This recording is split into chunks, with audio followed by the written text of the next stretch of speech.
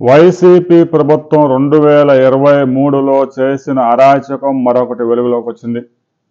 Assignment భూముల్ని 20 సంవత్సరాల కంటే ముందు అసైన్ చేసిన భూములు అమ్ముకోవచ్చు, రిజిస్ట్రేషన్ చేసుకోవచ్చు, తనఖా పెట్టుకోవచ్చు, ఏదైనా చేసుకోవచ్చు అని 596 జీవో ఇచ్చి ఆ జీవో విడుదలకు ముందే విశాఖ రాజధాని సమీపంలో, కడప జిల్లా కేంద్రం సమీపంలో, అనంతపురం నగరానికి సమీపంలో, తిరుపతి శ్రీకాళహస్తి పట్టణానికి సమీపంలో, నగరానికి సమీపంలో ఉన్న అసైన్డ్ భూములన్నిటికీ అడ్వాన్సులు ఇచ్చి తర్వాత ఎప్పుడైతే జియో వచ్చిందో ఆ తర్వాత రిజిస్ట్రేషన్ చేయించుకున్నారు. విశాఖపట్నంలో అయితే మాజీ సిఎస్ జవహర్ రెడ్డి 800 ఎకరాల అసైన్మెంట్ భూములు భోగాపురం ఎయిర్పోర్ట్ సమీపంలో 3 మండలాల్లో కొనుగోలు చేసి పెద్ద వివాదాస్పదమైంది.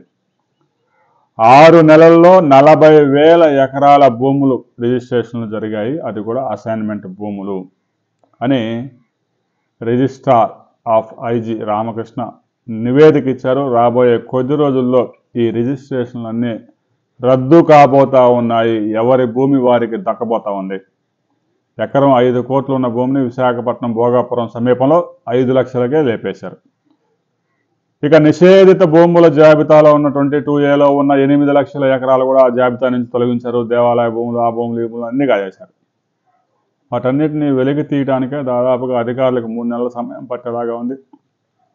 ప్రాథమిక సమాచారం తీసుకొచ్చారు, ప్రాథమిక రిపోర్ట్స్ తయారు చేశారు. ఏదైతే 596 జీవో విడుదల కాబోయే ముందు జరిగిన రిజిస్ట్రేషన్లన్నీ రద్దు చేసేందుకు రాష్ట్ర ప్రభుత్వం సిద్ధమవుతూ ఉంది. మరికొన్ని గంటల్లో దాని మీద ఒక కీలక నిర్ణయం వెలువడబోతూ ఉంది.